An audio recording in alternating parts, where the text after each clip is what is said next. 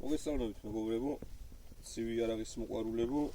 წინა ვიდეოებში გამოჩნდა ჩემი Bear Grylls სერიის დანა გერბერი, რომელმაც მოწონება დაიმსახურა, ხალხის ინტერესს გამოიწვია და ერთი სამწუხარო ინფორმაციით ვიწყებ. ეს დანები იმის გამო, რომ გერბერის პატენტი ძალიან ბევრი გამოდიოდა, აი ეს სერია ამ სახით აღარ იწარმოება. ანუ Bear Grylls სერიას გერბერი აღარ აწარმოებს და ეს დანა აღარ გამოდის. აი ეს, ამიტომ გერბერმა თავისი ერთგული კლიენტებისთვის გული რო არ დაეწყვიტა, შეიმუშავა Gerber Ultimate სერია. დაახლოებით იგივე დანებია, მცირე განსხვავებებით, ახალი დიზაინით, რომელიც გამოუშვა, დააპატენტა და დღეს უკვე აი ამ დანებს ხვდებით ჩვენ Gerberis სერიაში. ანუ თუ თანამედროვე იპოვით გუშინ წინ დაწარმოებ აი ეგეთ Bear Grylls სერიას, არ გირჩევთ, არ შეიძინოთ, იმიტომ რომ იქნება ჩინური. შეიძინეთ აი ესეთები. ეხლა ეს რა დანა? გავხსნათ ნელ-ნელა, თავიდან გარეკანზე ვისაუბროთ. ზედა აქვს დატანილი თუ რა შეუძლია დანას, რა ფუნქციები გააჩნია, აწერია სერიის სახელი Gerber Ultimate Fixed Blade, ანუ ფიქსირებული დანაა, არ არის საკეცი მოდელი. ქვეშ უწერია დამატებითი ოფციები, რა შესაძლებლობები აქვს. ზემოდან Gerberis ლოგო, გვერდითაც Gerberi. ანუ ყუთს მიაქცეთ ხოლმე შეფუთვას ყურადღება. თუ სადმე კუთხეში პატარა Gerberi აწერია, ამ მხოლოდ აი ეს ფარი და ხმალი ახატია, უკვე აღარ გვაქვს ორიგინალთან საქმე, არის პატენტი. თვითონ დანა წარმოებულია ამერიკაში, მაგრამ აიწყო და ჩვენამდე მოვიდა ჩინეთიდან. ანუ ეს რას ნიშნავს? დანის პირი დაიბეჭდა ამერიკაში, გამზადდა სახელურიც, მაგრამ შემდეგ ჩინეთში ერთმანეთზე აეწყო ეს ნაწილები, შეიფუთა და მოვიდა ჩვენამდე. იმას წინა ხაზს გაუსვა, რომ დანა დევს სამ ყუთში. ერთი ნაწილი ყუთის, მეორე ნაწილი ყუთის, სქელი კარდონის ყუთებია, ხარისხიანი, არ არის უბრალო რაღაცა. ალბათ გვინახია ქაღალდისგან შეკერილი ყუთები, ეს ესეთი არ არის, სქელი კარდონია. და მესამე უკვე ფორმის მიმცემი. რაც აძლევს დანას ფორმას, რაზეც არის დანა დამაგრებული. შიგნით დევს ნესტის საწინააღმდეგო პაკეტი, რომელსაც საფუძვლად დავაბრუნებ და დევს აი ასეთი ინსტრუქცია რამოდენიმე ენაზე. იტალიურად, ინგლისურად, პოლონურად, უნგრულად, რუსულად, მოკლედ ძალიან ბევრი ენაზე ერთი და იგივე წარწერები. ორივე მხრიდან. ეს არის ინსტრუქცია დანის მოხმარების და ბუნებაში გადარჩენისთვის საჭირო რჩევების ნაკრები. ესეც აღარ გჭირდება. ეს რაზეც დანაა დამაგრებული თვითონ ყუთი. საკმაოდ მყარი კარდონი კიდევ ერთი. სამ ნაწილიან ყუთში იდო დანა. შემდეგ გადავიდეთ უშუალოდ დანაზე, სანამ განხილვას დავიწყებდეთ და გამოცდას დანის ზომებზე ვისაუბროთ ორის და გადავიდეთ. ხლიანის სიგრძე დანის იქნება 27 სანტიმეტრი, კარქაშთან ერთად 27 სანტიმეტრი ნახევარი.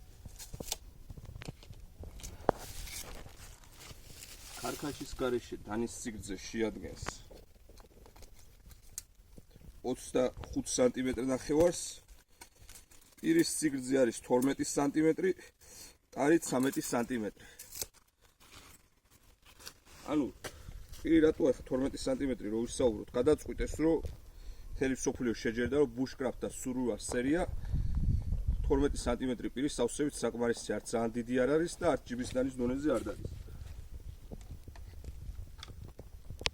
დანა მთლიანად აი ასე გამოიყურება. ლამაზი დიზაინია, მინდა ვაღიარო, ბუნებასთან უფრო შესაბამისობაშია. ერთი ნაკლი აქვს, რომ ეს ტყეში ბალახში რო დაგვივარდეს სადმე, პოვნა გაგვირთულდება. შემდეგ ქარქაშზე აი აქ დატანილია Gerberis ლოგო, დაბლა ცეცხლი და ტარზე საწერია Gerberi. გავხსნათ ახლა. აი აქ უკანა მხარეს, როდესაც აი ამ მხრეთს გავხსნით, აქვს სალესი დანის. რომელზეც შეგვიძლია დანაავლესო. თუმცა, როგორც ხდება ხოლმე ყოველთვის, დანის ეს სალესავი გათვლილია იმაზე, რომ თუ სადმე ტყეში დაგვიზიანდა დანა ძალიან, ვეღარ ვიყენეთ უკვე, იმდენად აღარ აკლესვა და არის საკმაოდ უხეში სალესი. ამიტომ გირჩევდით აუცილებლობის გარეშე ეს სალესი არ გამოიყენოთ.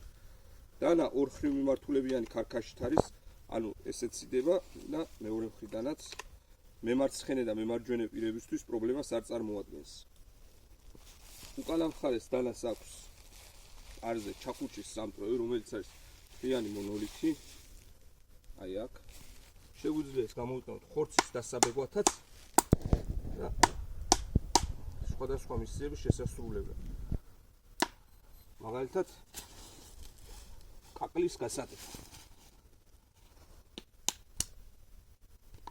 კაკალიც კარგი შეგხვდა, დანა კარგი, კაკალი კარგი, მეტი რა უნდა გინდოდეს ადამიანის ბუნებაში. ემბიელია. ანუ ეს ჩაკუჩი გამოიყენება არა მარტო კაკლის, არამედ ქვის საბულის და ასე შემდეგ გასატეხადაც. მთლიანი მონოლითია, გადახრეტა აქვს გაკეთებული სპეციალურად იმისთვის, რომ გადარჩენს და გამოუვალ მდგომარეობაში შუბი დავამზადოთ. აქვს აქ აი ასეთი წინა მხრიდან იმდება ცეცხლის დასანთების სპეციალური აბედი, რომელიც დანაზე აქვს სპეციალურად გამოყოფილი ადგილი, აი აქ ზემოთ ამ მხარეს ამოჭრილია და ზედმითითებულია ცეცხლის ლოგო ნიშანი, რომელზეც უბრალოდ გავუსმევთ და მივიღებთ საკმაოდ დიდ ნაპერწკალს, რომელიც ითვლება უბრალოდ ნაპერწკალს კი არ ეძებს, ცეცხლის გარკვეულ რაოდენობაზე მიყვება ცეცხლი და უფრო ხარისხიანია ვიდრე სხვა შემთხვევებში. მეტი ახლა ქარქაში არაფერი, პირი ორად არის გაყოფილი, აქვს წინა მჭრელი ნაწილი, ნალესი და უკანა მხარეს ხერხის პირი, რომელიც გამოიყენება თოკის დასამუშავებლად. ასევე ტარზე აქვს შემული ასეთი მოკლე თოკით სასვენი, რომელსაც გამოიყენებთ თუ ტყეში ვართ, ჯგუფს ჩამორჩით, არ გვინდა ხმამაღლა ვიყვიროთ და ჩვენ ჯგუფის წევრებს ისე გავაგებინებთ. სტვენით და არ დავიღალოთ. გადავიდეთ ახლა დადის გამოცდაზე. ეს მაინტერესებს, ალბათ თქვენც გაინტერესებთ, რა შესაძლებლობები აქვს ამ დანას. მაქვს ესეთი საკმაოდ უხეში ბაწარი თოკის.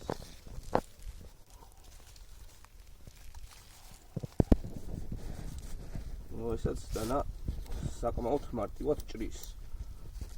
და ნახოთ ახლა თვითონ თოკის საჭრელი რამდენად ერთი ხელის მოსმით ძალიან მარტივად საკმაოდ სქელი თოკი გადაჭრა ორ კეცი. აი ამ დანა. ეცდები ცოტა კიდე გავართულოთ, უფრო უხეში ბაწარი.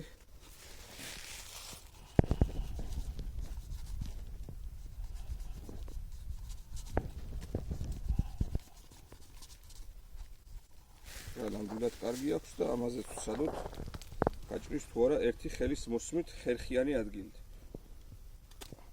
კი ბატონო, გაჭრა ერთი რას ვიტყვი, წვერით არასოდეს არ ეცავთ ესე მოსმისას გაჭრათ თოკი, იმიტომ რომ გადაცურდება და დიდ ძალას ვერ მიიტანთ. გადაჭრით ხერხიანი ნაწილით, რომელიც კბილები გამოედება თოკს და ძალიან მარტივად აი ეს სქელი თოკი შეგვიძლია გავჭრათ. მივდექი კარგად. გავჭრათ ორ პირის, სამ პირი და ასე შემდეგ. შემდეგ აქვს ალუმინის მოვხული სადენი, ალუმინის, რომელსაც გადავჭრით, ნახოთ პირი ხო არ დაგვიზიანდება. ერთხელ და მეორეთაც ნახოთ პირი ახლო და არანაირი დაზიანება პირზე არ არის. მოდი წვერით შევმოწმოთ დანას. ადვილად ხوبარ ფუჭდება.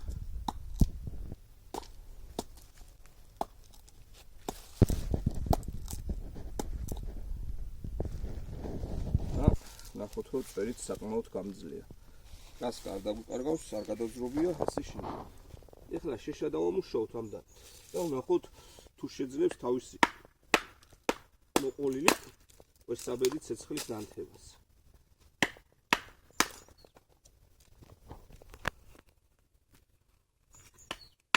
ეს სადეთ ხოლმე რომ თუ გჭირდებათ დანას დამატებითი ზემოქმედება. ზემოდან არ დააწყვეთ რაიმე ფოლადის საგნით. დააწექით ყოველთვის და დარტყმა მიაყენეთ ხის აი ასეთი მონაჭრელი ტოტი, არამით.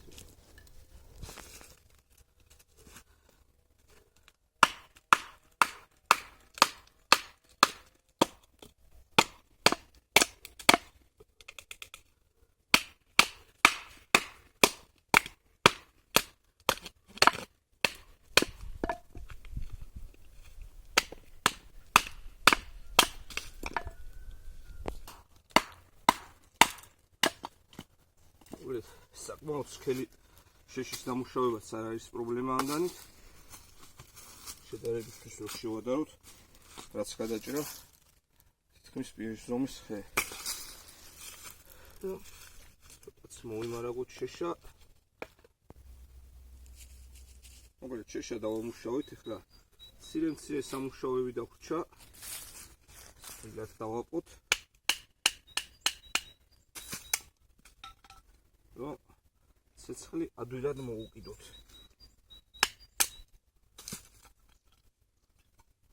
ამის ხარხნული კვესავედი არ არის გათვლილი იმაზე, რომ სქელმორებს ცეცხლი წაუკიდოს. გათვლილია ესე პატარა გაჩიჩილაკებულ პროტებს წაუკიდოს ცეცხლი. უნდა ხმებს. რამდენიმე წელი შეგვიძლია დავამზადოთ. ამ შემთხვევაში ორს გავაკეთებ, მეყოფა. იცოდეთ, რომ ტყეში იქონიეთ ხოლმე 8 სანტი თუ გვაქვს, რა თქმა უნდა, ძალიან კარგია, მაინც ყოველ შემთხვევაში ჩანთაში გვეგდოს პატარა ყვარის ნაჭერი, რომლის დამზადებას შემდეგში გასწავლით. ან სადღე თუ შევხვდებით გამხმარ ბალახს, ბუდეს, ჩიტის, რაღაც ესეც, რასაც ცეცხლი მარტივად მოეკიდება. რომ დასვენების დროს, შესვენებისას ლაშქრობა იქნება თუ ნადირობა, არ დაგვაუწყდეს, სხვა საქმეზე ვართ გამოსული და დიდი ხანი ბევრი დრო და ენერგია რო არ დავკარგოთ ცეცხლის დამყარებას. კოცონის სადის მომზადე. პატარა კოცონი დავამზადე. ბევრი არაფერი კოცონის დამხებას არ ჭირდება. ისეთ რომ რაიმე თულია ამაში. ძალიან მარტივი საქმეა, თუ მარტივად მიუდგებით. აქ მაქვს ცოტა ოდენი ხმელი ბალახი წინასწარ. გამზადებული და მოგროვილი. რომელსაც ცეცხლს წაუკიდეთ. და შემდეგ ვიგლაგებთ აი ესეთ რუჭი ნაჭერს.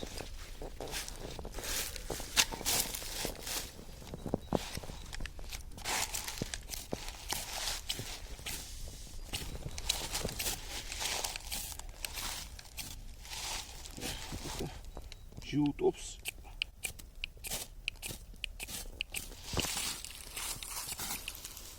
აიგიდა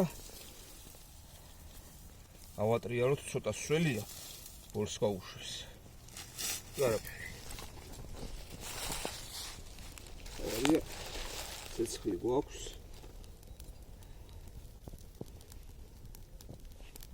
აი ესეთი წვილი შიშლაპი ზემოდან მივაგდოთ რასაც მარტივად წაეკიდება ცეცხლი და შემდეგ ცეცხლი ნაჭრები მივუმარჯვოთ. კოცონი ნელ-ნელა გახურდა, წევანდანთებული. რადგან საუბრობდი, აი დანა დამივარდა და ხედავთ ალბათ, რომ ბალახებში საერთოდ არ ჩანს. ისეთი შეფერილობა აქვს. ამიტომ ჩემი რჩევა იქნებოდა აი ეს სასტვენი გადავიტანოთ ცეცხლის ასანთებზე, აბედზე, თვითონ დანას შევაბათ რაიმე ფერის, რაიმე ჭრელი ფერის ძაფი, რომ შორიდანვე ადვილად დავინახოთ.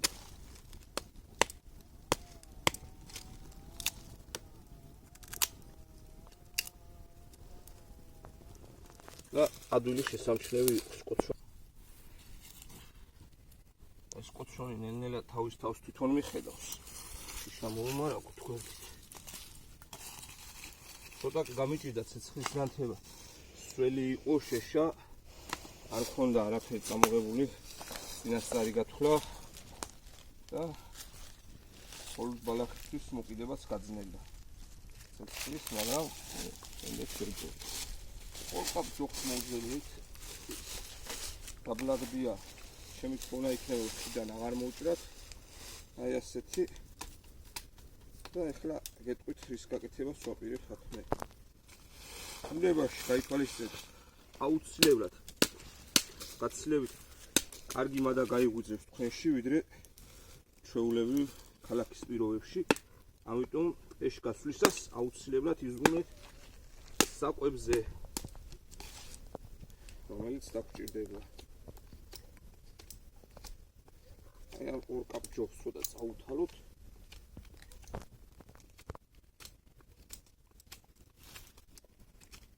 ვერი ხშირად ვიძახი ხოლმე დანა ხელში რომ მიჭირავ კარგად სისმეთი. ამ შემთხვევაში დანა ხელში კარგად არ ზის. უბრალოდ რომ უმუშაოთ ხელის ხურზე მასაჟს ვიკეთებს. ესეთი შეგრძნებაა. აი ეს ტოტი ოქრონა. ცოტა მოშორებით გავასწოთ მიწაში. ჩემ შემთხვევაში ილი მიწა შემკ. თუ რაიმე პრობლემა შეგვექმნა, შეგვიძლია ბარით ან აიმეთი გავაფართოვოთ შემდეგ და ამოუთხაროთ ეს აკეთოს. ოთხი შევუკეთოთ. შევავუძოთ. არ ჩავიქრეს ცეცხლი. არავინ არ იფიქროთ რომ კოცონი მარტო ზამთარში გამოგადგებათ და ზამთარშია საჭირო. ზაფხულში არანაკლები საჭიროა კოცონი. თუ მეტად არა ნაკლებად ყოველ შემთხვევაში ზაფხულში არ არის საჭირო. აი ეს მოძები, სწორედ აი ეს ჩილიანში როა. ყველაფრის მოპოვება არის ჩვენთვის ძალიან ადვილი.